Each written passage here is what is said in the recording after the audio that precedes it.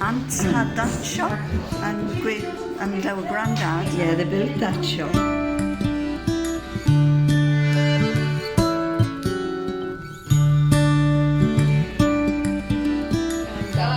Tap my miss to bring up controls because I want to do the line there.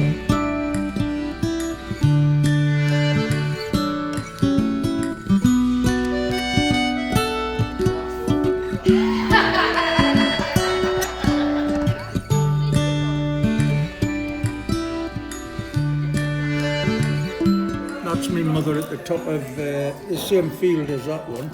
And that one there, that's my mother, Peggy.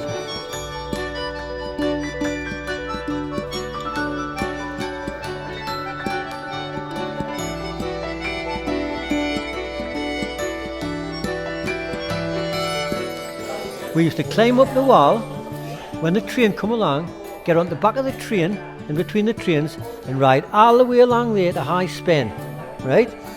Get off at the High Spen, go to the golf, because the golf course was here. We used to take the shovel to slide down the pit heap. Aye. But this day we decided instead of taking turns, we'd take a tin bath. We'd both get in. So we rattled down the pit heap with a tin bath, and here my mother spotted her. She was leaning over the front gate and the back gate and spotted her, so we got a good york and a pair of her in case we put a hole in the bath. But this one over here, it burned all the time. That's right, aye. The sulphur and all that was just, it burned. When we used to go under the bridge, and it used to just look like the moon. And you used to get along there, and you used to get that way in the wood, in the chunk. So that's the only way you could really get in them days. But that burned all the time, that. Trent Street, that's where my grandma lived, number 17 Trent Street. That's a Hofner Colorama, the one I've got. And you've got to remember I was still at school when I got that. So my mother used to have to pay for it weekly. It was bought from a shop in Newcastle called Clem Millard's. 29 guineas. I've still got the guarantee card for it.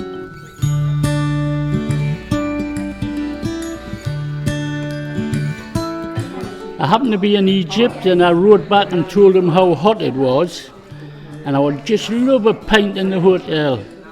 And he wrote back and said, well, I can't send you a cool pint, but this is the next best thing. And that was in 1955.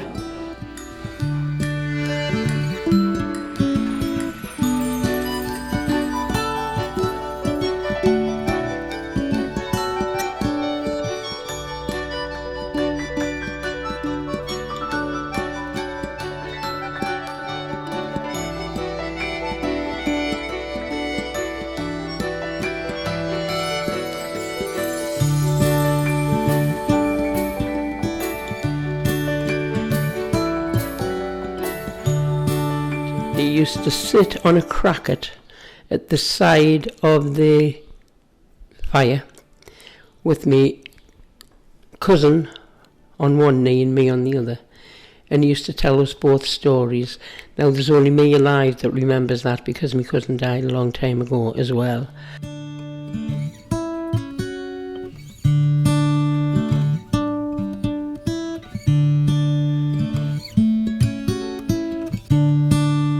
Called them field days, and they used to get a farmer's field, and I think it was up the Bench Road, and the church where the chapel members would bake, and they used to carry it all up the Bench Road in, well, there's a tin bath there. They used to carry them all up. It was just like a treat for the kids because they didn't get much. It was after the strike, and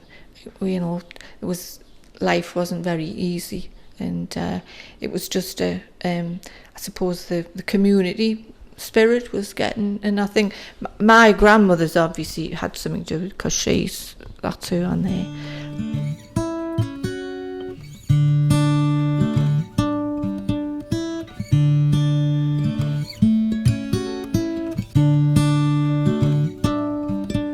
This is two of my mates. He's just died recently, Brian Temple. And this one here, John Mawson, he was in a pub in Eastbourne talking Geordie, and my son went up to him and says, "Are you from the northeast?" He says, "Oh yes." He says, "A little place you probably know called Chopwell." He says, "Well, you might know me dad, Ronnie." He says, "I went to school with Ronnie because we played in the same football team and we drank together and everything." And John, ask him if he's still got his sailor suit. He joined the Navy, and for months and months he came to the dance with his. I said, "Have you not got any clothes?" So I get me a woman with a sailor suit.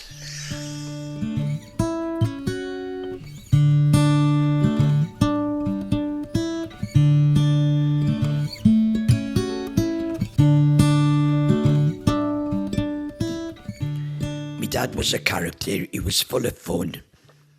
He was a real character. But when I was born, I was premature. They didn't think I was going to survive. So at the time after I was born, my mum had whooping cough. So my dad had to feed me with a little bottle. It was the size, like a little fountain pen, 2 drops of milk every 2 hours. My dad fed us for 6 weeks, every 2 hours. And he had a hard shift at the steelworks at the time. And Dr. Weatherspoon lived next door to us. And Dr. Weatherspoon's wife said to me, "Valerie, if it wasn't for your father, you wouldn't have been here."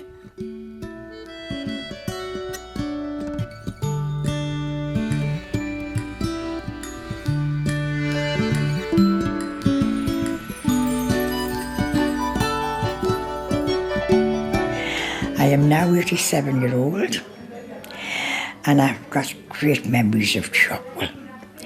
But the one that stands out in my mind most of all is one winter when I was very small.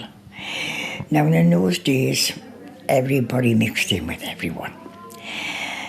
Well, there was a shortage of coal because the colliery was stopped, because the coal couldn't get along the line to go through to Spain, to go to wherever it was going to be distributed. So this night it was snowing, blizzards and everything. Big knock at the door, grandfather goes to answer it, and I was very young, and I heard him say, "Can't do that, mind you. You can't do that, you'll get murdered. They'll be fetched up about it, mind." He says, "Father, all I'm asking you to do, I want your pails. How many pails have you got? And the bath tin." So what happens was such a commotion later on, and we found out at the top of the street there was a wall, and along it was about, I think there was 8 or 9 tubs full of coal, tons of it, to go along into Spain. It was stopped, it couldn't go any further. Well, the miners, they shinnied, if you know what I mean, they shinnied up the lampposts, and they put ropes on pails and on bath tins, and they filled the coal. And it was distributed all over Chopwell. Whether you were a miner or not, everyone got coal that night. And I'll never forget it because my grandfather said, "Oh my God, he'd be fetched over the coals."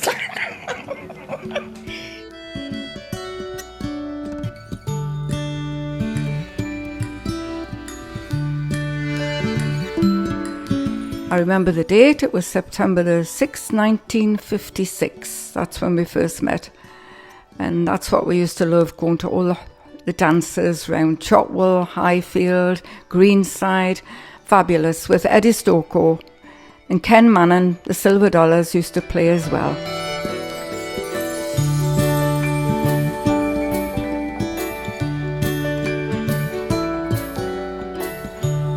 Born and bred in Chopwell. If the colour's in half, I would just spell Chopwell. I love the village, always have. And when people call it now, I say don't call the village, because we had a few people came in that spoiled it. But we've got a lot of lovely people in the village that's trying to do a lot of good. and nobody will ever call Chopwell in front of me. But I was born here. My dad and mum were very young when they had me and my sister, very young. And my dad got into politics because they had no money. He said, I want to make a better life for my kids than what we've had. And their better life was the day they got on an aeroplane and they were going abroad for the first time in their lives. And I have it on recording or in a letter, and he says to me mum when they got up in the plane, Vera, did you ever think in your life that we would ever get into an aeroplane? And they were so excited about that. And my view is that when you've had nothing and your life gets better and you get a little bit, my mum always used to say that she was rich the day that she had some money in her purse on a Friday from a Monday. Because when you got paid on a Friday and you paid everything out that you had nothing for the rest of the week. They just had to tick what groceries on at the shop. But then things got better, and so we appreciate what we've got.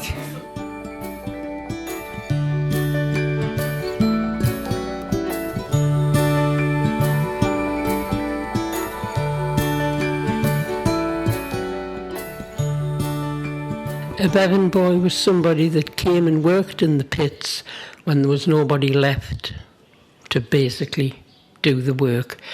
But I think this man here was called Jim, and he came and stayed with my grandma and granda in 3 Woodside Terrace during the war, and he kept in touch for a while. Anyway, one Saturday morning or afternoon, knock at 19 Woodside door, and this man and woman were standing who I didn't know, and he said to me, does Davy Collins live here? He'd actually been to the dugout because the dugout was where my dad drank long before he took the dugout over. And they said, oh, he lives in Woodside Terrace. He says, hey, that's funny, that's where they lived when I lodged with them when I was a Bevan boy. So they couldn't tell him exactly the number, but they said, just knock on the door. And he knocked on 19, and I said, Dad, there's somebody for you. And my dad came, and they recognised one another straight away. And he introduced us all to his wife, Betty, and they kept in touch even after my dad died. Jim then died, and Betty and my mum kept in touch until Betty died.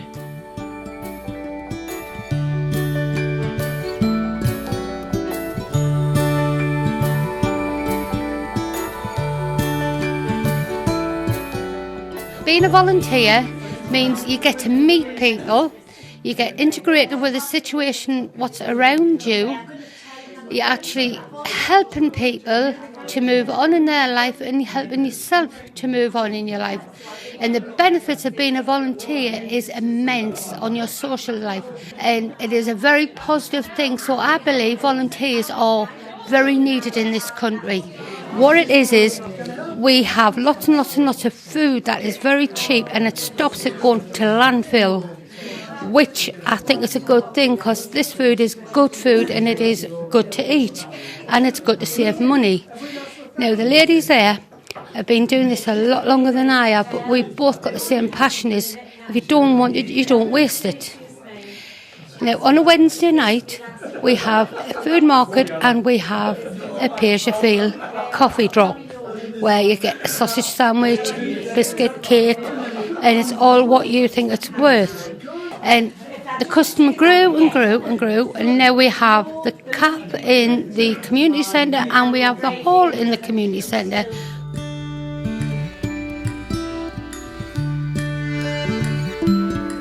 Like a lot of people, I was bored and I went to the community centre one day to one of the councillors' meetings that they have, and I was just explaining I'm a bit of a loss. He says, have you tried the men's shed? What's the men's shed? Well, that place around the corner. So that's where it started. So I owe Dave Bradford quite a lot because it was him that introduced me to the idea. Men's sheds are similar to garden sheds, a place to pursue practical interests at leisure, to practice skills and enjoy making and mending things. The difference is that garden sheds and their activities are often solitary in nature, while men's sheds are the opposite. They're about social connections, friendship building, sharing skills and knowledge, and of course a lot of laughter, and in the Chopwell shed, a lot of tea drinking. For a lot of it gives us somewhere to go on a Monday. I think it's more a social thing. We, as I said, we do a lot of tea drinking, and we talk about every subject on earth.